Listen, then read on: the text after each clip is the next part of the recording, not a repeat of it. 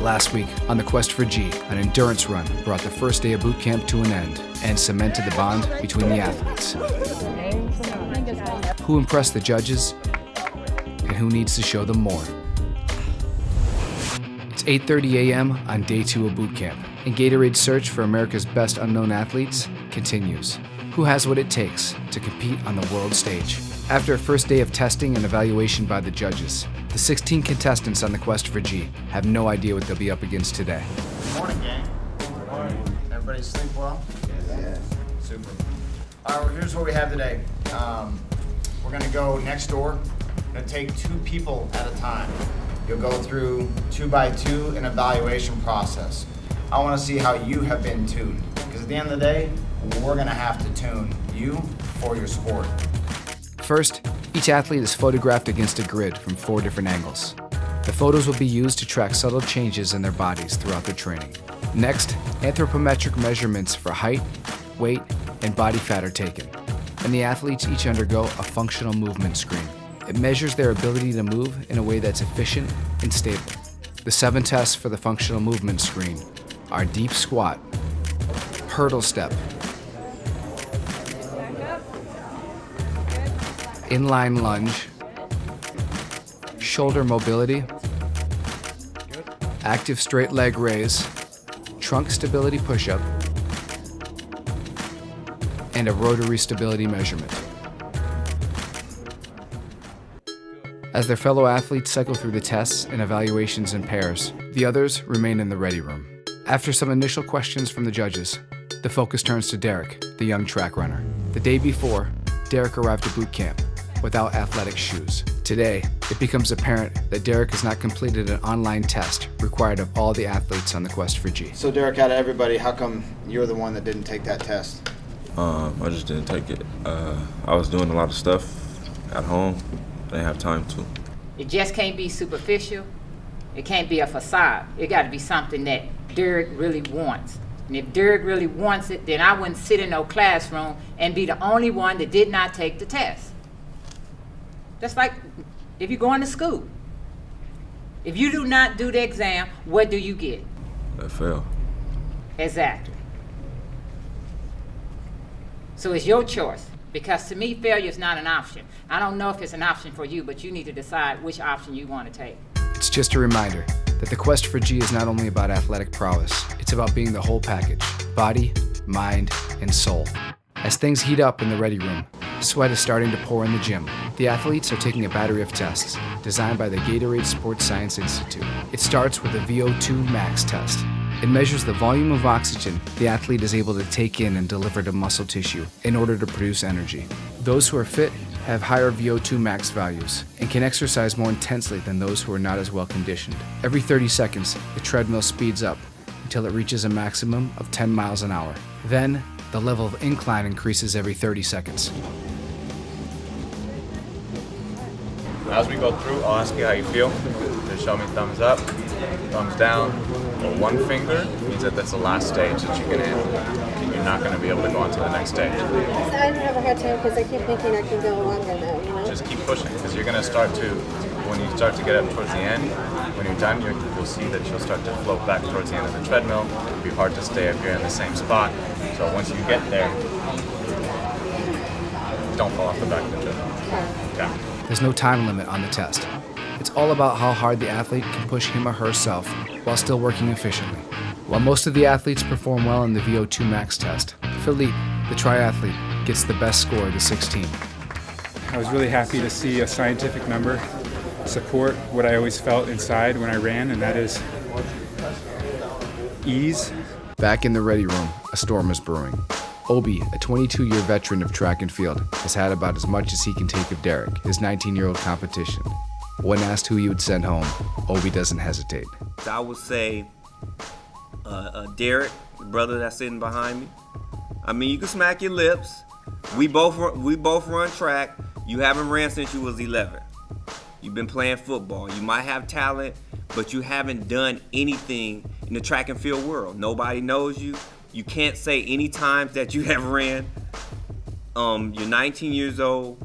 You might have talent, but you haven't posted anything on the international level, on the local level, on the national level. Just because I'm not posted on a national level doesn't mean I can't handle you. Doesn't mean I can't be successful in the national spotlight. Doesn't mean I can't be a world champion. Doesn't mean I can win a gold medal. So with that, I don't know what you're talking So about. you You're 30 years old. You You're supposed 30 to years tell old, the coaches and that. it's I 4 mean, more now seconds. you get aggressive with your speech because you think my age is a problem, but you can't say what you ran ever. They ask you simple questions. You can't say you have posted any times. Will age and experience triumph over youth and raw potential? Ultimately, the decision lies with the judges, not the athletes. For now, Derek and Obi head back to the gym for even more tests. The Kaiser Power tests measure upper and lower body strength, as well as symmetry, how well the athletes use the left and right sides of their bodies. In between tests, the judges sit down with Philippe, the triathlete. The night before, he was asked to do some research to find out where his times rank against professional triathletes. With 70.3 miles, my personal record is 3 hours and 59 minutes. So where does that compare? The world record at that distance is 3 hours and 40 minutes. It was set in November 2008 by Terenzo Bozzoni of New Zealand. So what was your time again? 3 hours and 59. So we're talking about 19 minutes. The conversation soon switches to Philippe's future plans, and he lets something slip that may cost him dearly in the quest for G. I have another opportunity, maybe not as good as the quest for G, but I will be moving to Portland, Oregon, living with a roommate who's a professional triathlete and training with 3 other professional triathletes in Portland, Oregon. While having a plan B is always good, it's not always good to talk about. Just a bit of advice.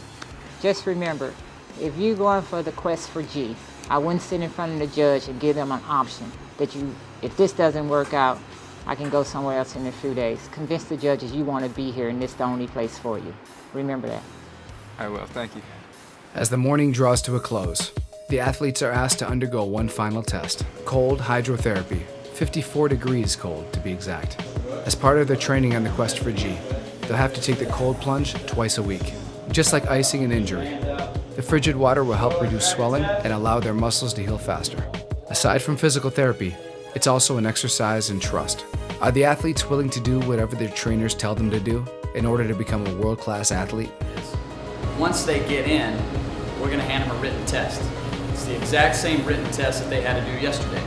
We're going to measure those 2 scores. The reason for that is when they're in a stressful situation, how are they going to react? How are they going to think? How are they going to process? So I think we may see some drastic changes in scores from when they're sitting in a nice, comfortable room at a nice desk taking this test versus when they're in 54-degree water and in 5 minutes their entire body's numb. The ice bath was crazy. I mean, it was ridiculously cold. I was thinking a lot of things. I probably shouldn't say it on camera, but yeah, it was too cold. It felt good. I actually really liked it. It didn't bother me at all. I was telling one of the trainers that I wanted one in my house. And he told me to just put ice cubes in the bathtub. He's a smart guy. It was something I never experienced before. Cold, still cold. And they were asking complicated questions about numbers, time. I just try to stay warm, try to think about warm places, Hawaii, a heater in my room, just covers, everything warm. I knew the first minute or 2 was going to be hard, so as soon as I went in, I just tried to focus on my test, and actually I think I did better. That ice bath stuff is too extreme. Like, you don't have to make it that cold. Like, adding the extra ice, just the water is fine. In the end, all the athletes survived the cold plunge.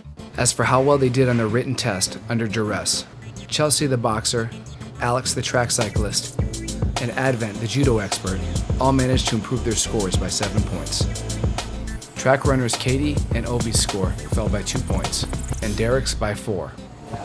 The time has come for the judges to make their decision. Every aspect of the last 2 days will be considered. How the athletes performed off and on the field, how much potential they show, and how much they're willing to sacrifice in order to achieve the quest for G. Who has what it takes to shock the world and go for gold? Who can truly be a world champion? Next week on the quest for G, it all comes down to this. We've got great candidates. We got to take it down to 8. Dreams are made, The quest for G is an amazing opportunity. It's a once-in-a-lifetime opportunity. and dreams are broken. It's just tough. Who will continue on the quest for G, and who will be asked to go home? When we call your name, could you please step forward?